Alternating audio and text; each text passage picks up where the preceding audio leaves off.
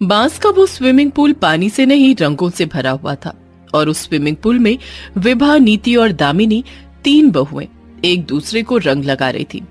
होली है।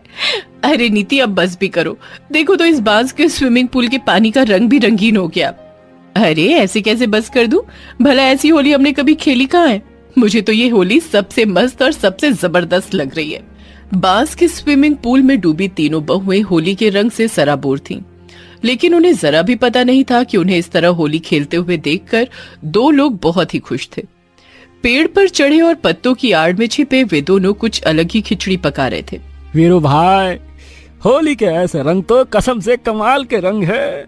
जी कर रहा है देखता रहूं और देखता ही रहूं। पंकज भाई, इस कमाल को कैद कर लेते हैं अपने मोबाइल के कैमरे में। 65 मेगापिक्सल के कैमरे में स्विमिंग पूल में होली खेल रही इन बहुओं की तस्वीर तो कहर ढा देगी कहर। तो फिर देर किस बात की? जल्दी से निकाल अपना मोबाइल और हमेशा के लिए इसे रख ले अपने पास। वीरू ने अपने पैकेट से मोबाइल कैमरा निकाला और उसके जूम के बटन को दबाकर स्विमिंग पूल में होली खेल रही उन बहुओं की ओर कर दिया।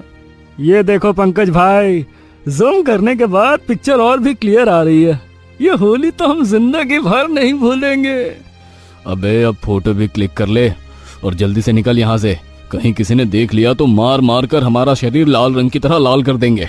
पंकज की बात पर वीरू ने उसे मुस्कुराकर देखा और मोबाइल से फोटो खींचने के लिए जैसे ही उसने मोबाइल का बटन दबाया, मोबाइल उसके हाथ से छूटकर नीचे जा गिरा और एक जोरदार धमाका हुआ। उस धमाके से विभा की नींद खुल गई। हे भगवान, ये एक सपना था। कितना बुरा सपना था, लेकिन ये सपना सच भी तो हो सकता है। अरे बाप रे, अगर ये सच हो गया तो फिर क्या होगा? हम लोग तो किसी को मुंह दिखाने लायक नहीं रहेंगे। विभा का दिल जोर जोर से धड़क रहा था। उसने अपने बगल में लेटी नीति और दामिनी को जगाया और उन्हें अपने सपने वाली बात बताई तो उन लोगों के चेहरे का रंग भी उड़ गया। ये तो पक्का हो सकता है दीदी, अब हम लोग उस तरह खुले में बांस के स्विमिंग पूल में होली खेलेंगे तो कोई भी तो हमारी वीडियो बना सकता है या फोटो खींच सकता है। और अगर ऐसा हो गया तो फिर सोचिए क्या होगा। पता नहीं ये माँ जी पुरानी किसी परंपरा के कारण क्यों हमें बलि का बकरा बना रही हैं। ये तो अच्छी बात नहीं है। हमें माँ जी से बात करनी होगी, उन्हें समझाना होगा कि ये ठीक नहीं है। विभा, नीति और दामिनी सुमित्रा देवी की बहुएं हैं और उनकी चिंता का कारण है सुमित्रा देवी द्वारा कही गई एक बात। वो क्या बात है, इसे जानने के लिए हमें कुछ दिन पीछे जाना होगा। सुबह का समय था। विभा, नीति और दामिनी सोई हुई थी। तभी एक आवाज से विभा की नींद खुल गई। ये कैसी आवाज आ रही है? ऐसा लगता है कि कोई कुछ काट रहा है। विभा ने नीति और दामिनी दोनों को जगाया। आंखें मलते हुए दोनों जाग गए और विभा से पूछा, क्या हुआ दीदी, इतनी सुबह सुबह क्यों जगा दिया? तभी उन दोनों के कानों में लकड़ी के काटने की आवाज आई। ये सुबह सुबह कौन क्या काटने लगा? तीनों बहुएं बिस्तर से उठी और खिड़की से झांक कर देखा। उन्होंने देखा कि उनके घर के बाहर कुछ मजदूर लोग हाथ में आरे लिए बांस के टुकड़ों को काट रहे हैं। अरे, ये सुबह सुबह ये लोग हमारे घर के बाहर बांस का क्या बना रहे हैं?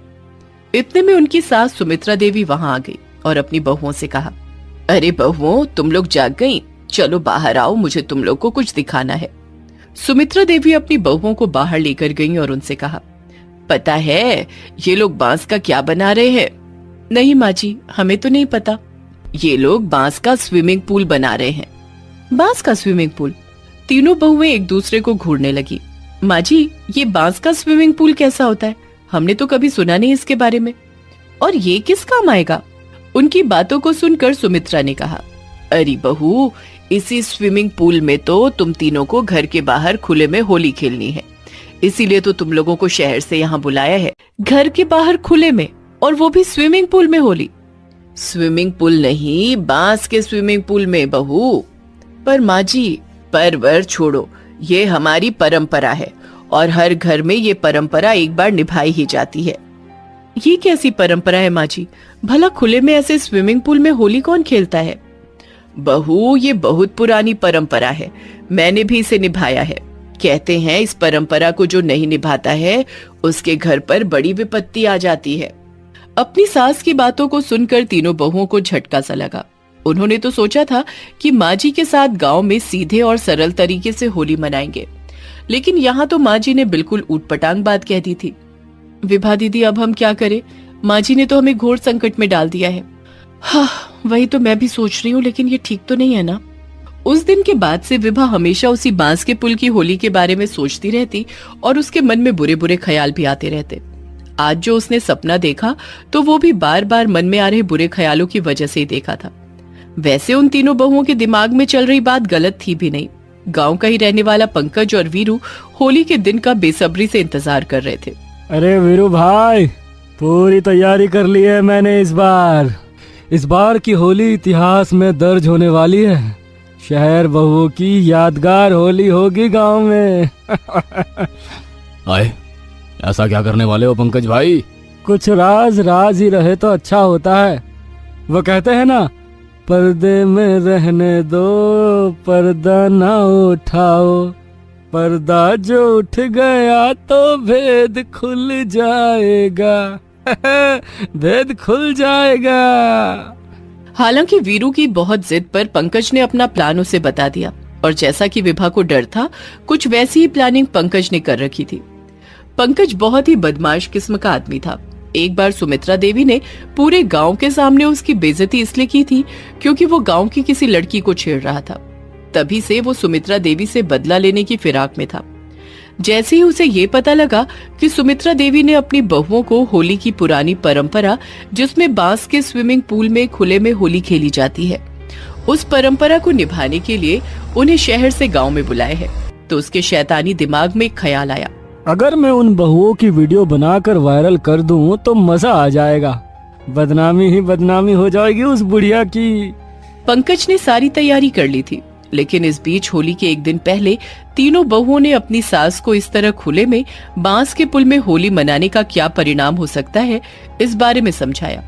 पहले तो उन्होंने मना किया, लेकिन फिर वो मान गई। अरे बाप रे, ऐसा भी हो सकता है, कोई फोटो खींच सकता है और वीडियो भी बना सकता है, ये तो मैंने सोचा ही नहीं। वैसे बहू, एक बात तो मुझे समझ आ गई कि परंपरा भले ही पुरानी हो, लेकिन अगर वो गलत हो तो उसे नहीं निभानी चाहिए। उधर होली का दिन आ गया। पंकज इंतजार में पेड़ पर छिपकर बैठा रहा कि कब वो बहुएं स्विमिंग पूल में होली खेलेंगी और वो वीडियो बनाएगा, लेकिन ऐसा हुआ नहीं।